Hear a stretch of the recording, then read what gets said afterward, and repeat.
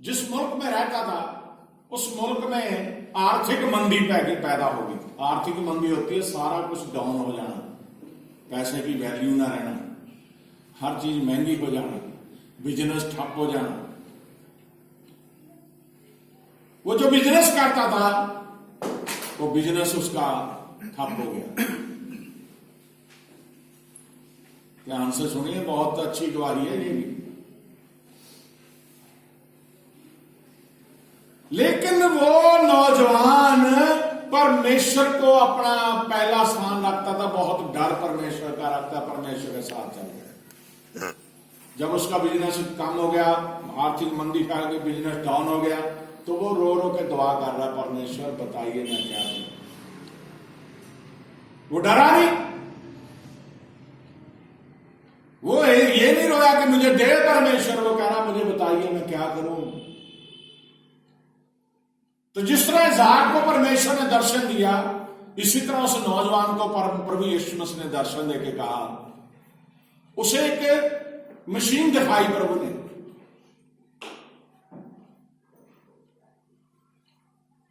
उसने उठ के वो नक्शा, जब उसका स्वप्न टूटा, उसने वो नक्शा कागज पे उतार लिया जैसी उसे बताई गई। वो मशीन कागज पे उसने तैयार कर लिया, उसका नक्शा। अपने दोस्तों मित्रों को बताया कि परमेश्वर मुझे दर्शन देके आया, ये चीज दी है।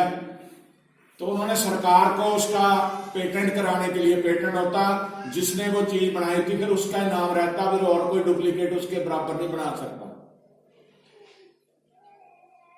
सरकार ने पास कर दिया कि ठीक है तुम बनाओ ये मशीन। तो मेरे अजीज बहन भाइयों, उस नौजवान ने वो मशीन बनाई। वो पहली मशीन थी जो खेतों में हल के लिए काम आने लगी। पहले बैलों से खेती करते थे, लेकिन वो शख्स था जिसने पहली मशीन बनाई जो खेतों में हल का काम देने लगी। और वो इतना सक्सेसफुल हुआ, वो इतनी बिकी कि वो अरबपति बन गया। हालेलुया। पहले नौजवान के बारे में बताया वो करोड़पति बना, लेकिन ये क्या बना, अरबपति बन गया। इतनी बिकी वो मशीन, पूरी दुनिया में उसे सराहा गया। ये कैसे हुआ? ये इस तरह से हुआ कि उसने परमेश्वर को अपना साझेदार बना रखा था। जब आप परमेश्वर के साथ चलते हैं तो परमेश्वर आपको दर्शन भी देता है, परमेश्वर आपको बताता भी है, परमेश्वर आपसे बात भी करता है। बहुत सारे लोग प्रार्थना करते जाते हैं, बहुत सारे लोग प्रभु के घर में आते जाते हैं, बहुत सारे लोग रोजा प्रार्थना में रहते हैं, लेकिन उनका विश्वास थोड़े समय के लिए होता है। मेरे अजीज बहन भाइयों, चाहे दुख हो, चाहे मुसीबत हो, चाहे परेशानी हो, हमारा विश्वास किस पे होना चाहिए? विश्वास नहीं कम होना चाहिए। आज क्या है, हम थोड़ा सा बिजनेस डाउन हो जाए, हाय तौबा मचा देते हैं, मैं क्या करूं, मेरा तो बिजनेस नहीं चल रहा, मेरा तो काम नहीं चल रहा, मुझे तो तंगी है, रोने लग जाते हैं, तो परेशान हो जाते हैं। लेकिन ये नहीं कहते प्रभु देख ये तूने दिया था, अब इसे बता मैं क्या करूं। इज़हाक डर गया था कि मुल्क में काल पड़ गया है। राजा अबीमेलेक के पास गया और राजा ने उसे कह दिया कि तू जो खेती कर, जोत बा, जो मर्जी कर। क्या हुआ? परमेश्वर ने उसे तरक्की आशीष दी, क्योंकि परमेश्वर उसके साथ था। और वही राजा, उसी के कर्मचारी उसके साथ लाड डांट करने लग गए, उसकी तरक्की देख के जलने लग गए।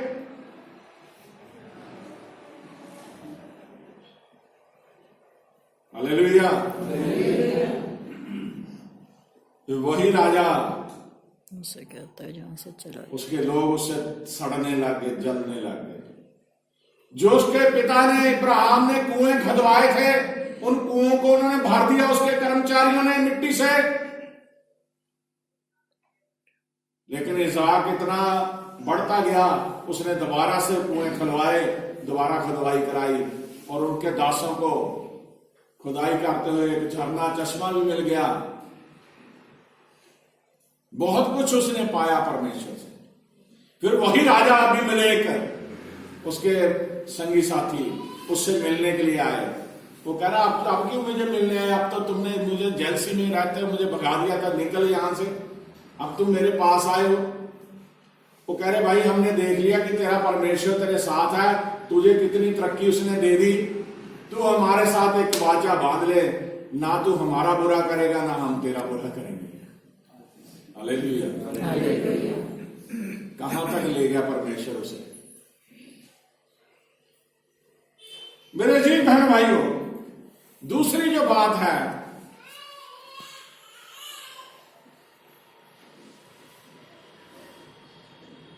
आप कुछ भी करते हैं, कुछ भी।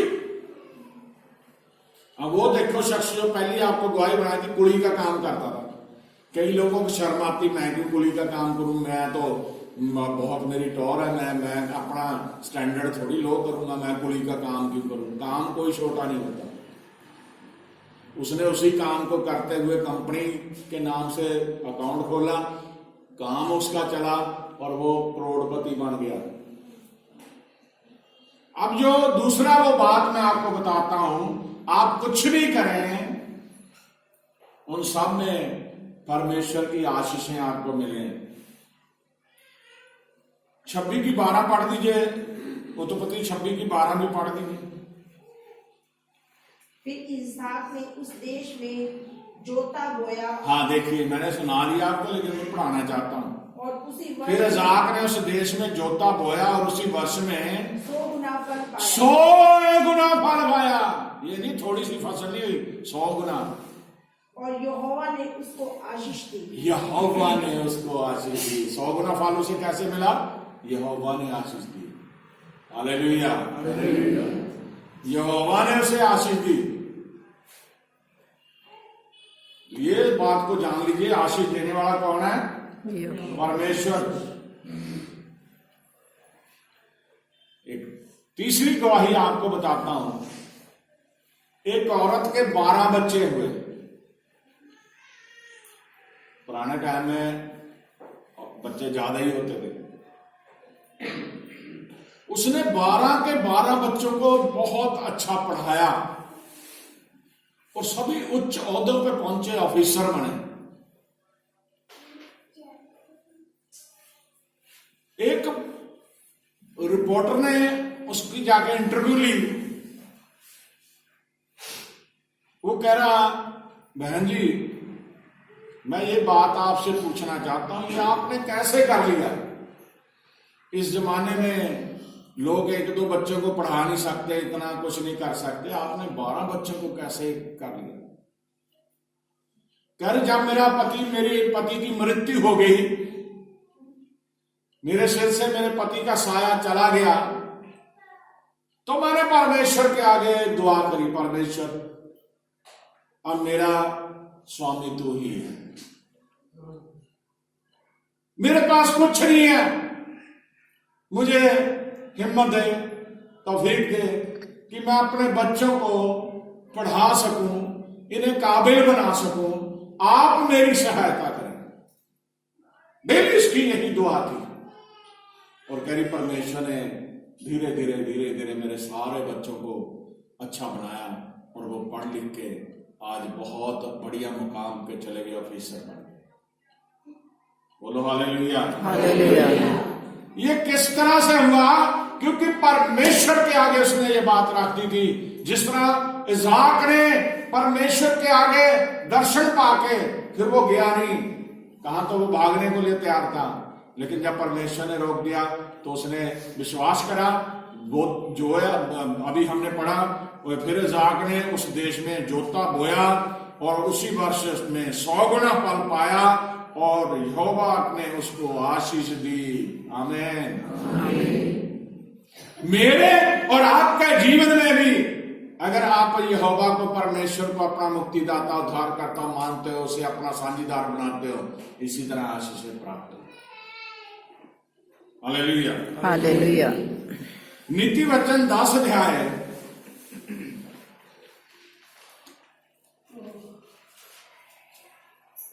नीति वचन 10 अध्याय उसकी 22 आयत पढ़ो। धन यहोवा की आशीष ही से मिलता है धन यहोवा की आशीष ही से मिलता है। बड़े ध्यान से सुनिए, और वह उसके साथ दुख नहीं मिलाता। वह उसके साथ दुख नहीं मिलाता। बोलो हालेलुया। हालेलुया। सब लोग पैसे के लिए भागे फिर रहे हैं आज के इस युग में। मैं आप सबकी पहली क्या जरूरत है? पैसा। कोई नहीं कहेगा मुझे पैसा नहीं चाहिए। पैसे के लिए दौड़े भागे फिर रहे, बिजनेस भी कर रहे, काम भी कर रहे, दिहाड़ी भी कर रहे, दुकान भी कर रहे, कुछ भी कर रहे पैसे के लिए। लेकिन इस बात को हम भूल जाते हैं कि धन जो है यहोवा ही की ओर से मिलता है, और जो धन परमेश्वर देता है उसके साथ वो दुख नहीं मिलाता। हालेलुया। यहाँ पे क्या है कि अगर हम गलत तरीके से धन कमाएंगे, अगर हम सिर्फ धन के पीछे भागते रहेंगे, परमेश्वर को छोड़ देंगे, तो फिर उसमें दुख ही दुख मिलेगा आपको। लेकिन जब आप परमेश्वर को अपना पार्टनर बना के, अपना साझीदार बना के चलेंगे, तो थोड़े से धन में भी वो बरकत दे देगा। हालेलुया। कितने लोगों को समझ आ रही मेरी बात? कोई सोया हुआ तो नहीं है? बोलो फिर हालेलुया। जोर से बोलो हालेलुया। हालेलुया।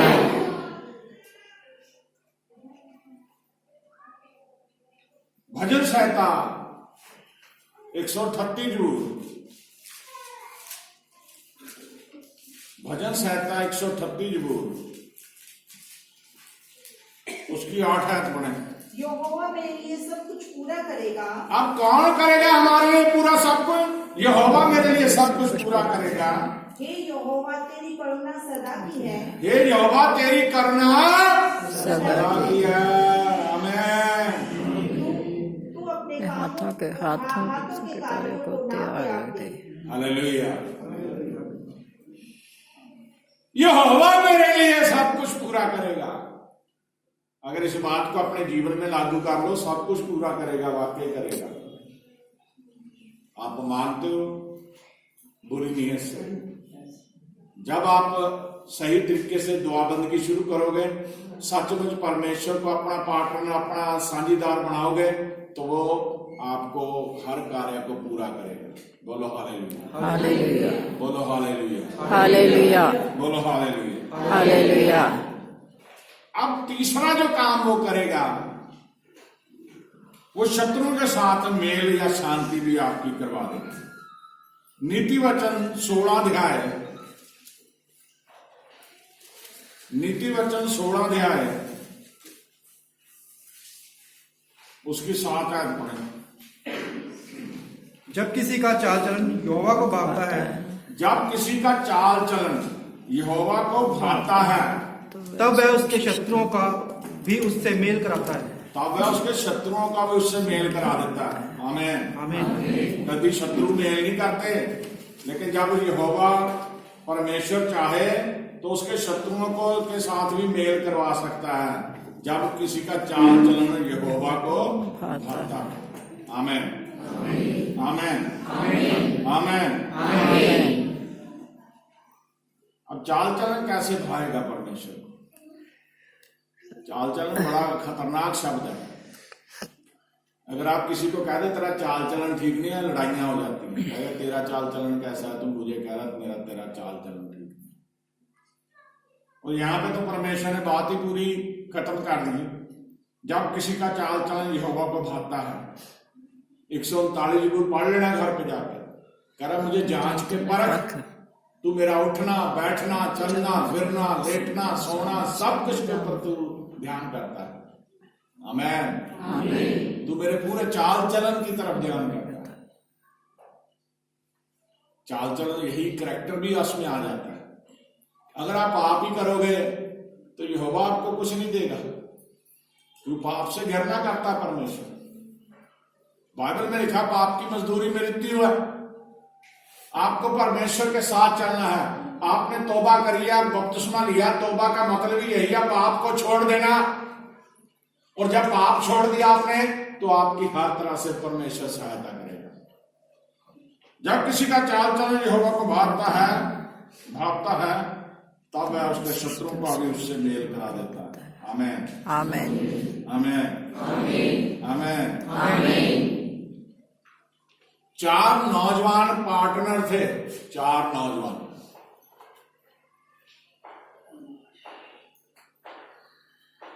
अब किसी चीज को वो पेटेंट कराने के लिए बनाने लगे तो चारों अलग अलग उसकी कॉपी कर रहे। चारों दोस्त थे, चारों में क्या हो गया, फर्क पड़ गया, शत्रु बन गए, एक दूसरे के ऐसे हो गए।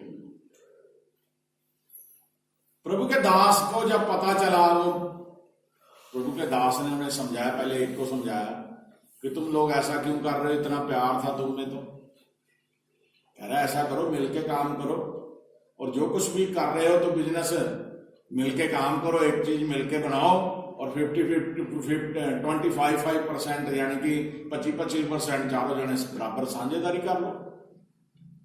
उनको परमेश्वर की बात ये अच्छी लगी, परमेश्वर के दास के द्वारा सुझाए बात। वो सारे गिले शिकवे दूर करके एक जगह पे काम करने लगे और उन्होंने तरक्की पाई। हालेलुया। परमेश्वर दुश्मनी भी खत्म कर देता। जब वो चाल चलन हमारा देखता है तो क्या करता है, जब किसी का चाल चलन यहोवा को भागता है तब उसके शत्रुओं को भी उसके मेल करवा देता है। आमीन आमीन आमीन आमीन आमीन।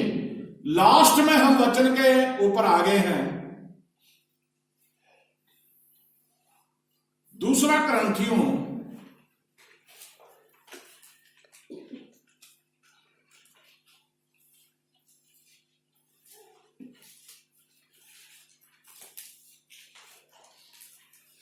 9 अध्याय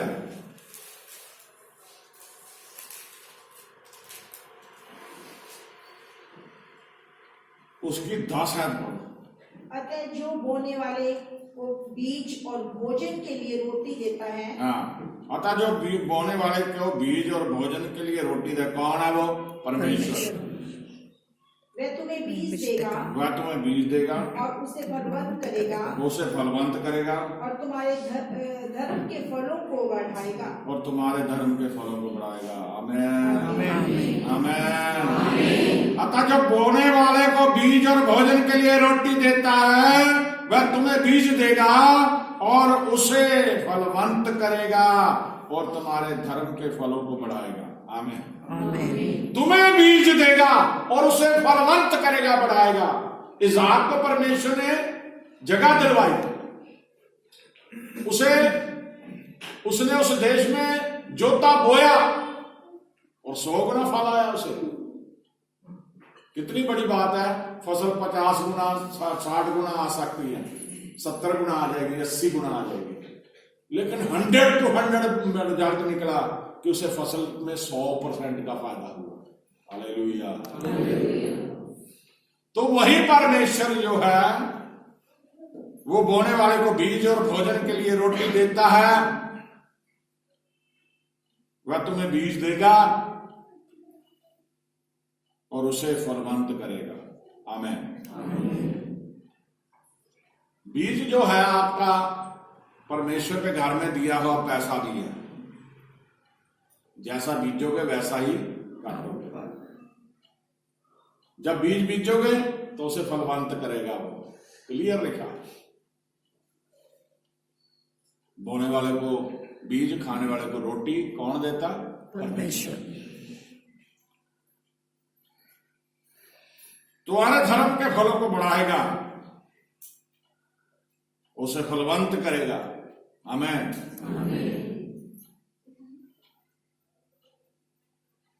लास्ट में जो आज का वचन है 9:6 पढ़िए जरा। 2 कुरिन्थियों 9:6। परंतु बात ये है, जो थोड़ा होता है वह देखो यहां पे क्लियर आ गया। परंतु जिनके हाथ में बाइबल है वहां देख लीजिए, दान के विषय में लिखा हुआ है। परंतु बात यह है, जो थोड़ा बोता है वह थोड़ा काटेगा भी, और जो बहुत बोता है और जो बहुत बोता है वह बहुत काटेगा। वह बहुत काटेगा। आमीन आमीन आमीन आमीन आमीन। आगे पढ़ दो जरा। हर एक जन जैसा मन में ठाने वैसा ही दान करे, हर एक जन जैसा मन में ठाने वैसा ही दान करे, ना कुड़ के ना कुड़ कुड़ के और ना दबाव से, ना दबाव से, क्योंकि परमेश्वर हर्ष से देने वालों को आशीष करता देता है। है। परमेश्वर हर्ष से देने वालों से प्रेम करता है। खुश होकर जो देते हैं परमेश्वर को। आमीन आमीन। आमीन। हर जगह प्रचार होता है, हर चर्च में प्रचार होता है। हर बहन भाई जो समझदार है, जो पढ़ता है, जो चर्च जाता है, संगति करता है, जिसने तौबा करी, वो जानता है कि परमेश्वर ने कहा कि तुम अपनी कमाई में से दशमांश मुझे दो। लोग दशमांश नहीं देते। हालेलुया। लोग नहीं देते, बेईमानी कर जाते हैं परमेश्वर के उसी काम में। इसलिए आज तक लोगों को बरकत नहीं मिली पूरी तरह से। रोटी तो जानवर भी खाते हैं, उसने कर लिखा बीजने वाले को बीज, खाने वाले को रोटी देता है। परंतु बात यह है, जो थोड़ा बोता है वह थोड़ा काटेगा भी, और जो बहुत बोता है वह बहुत काटेगा। आमीन आमीन आमीन आमीन आमीन आमीन। मेरे अजीज बहन भाइयों, आज आपको वचन जो सुनाया गया, वो जो वचन यही है कि आप परमेश्वर को अपना साझीदार बनाइए, स्वर्गीय साझीदार बनाइए, प्रभु यीशु मसीह को अपना साझीदार बनाइए और आशीषें पाइए। फिर देखिए, जब आप परमेश्वर को, यीशु मसीह को अपना स्वर्गीय जो परमेश्वर है उसे साझीदार बना लेंगे, आपको बरकतें ही बरकतें, बरकतें ही बरकतें मिलेंगी। प्रभु का धन्यवाद हो। प्रभु ने आपको अच्छा दिन दिया और आपको प्रभु ने अच्छा वचन दिया। ये वचन आपके जीवनों में कार्य करेंगे। आमीन आमीन।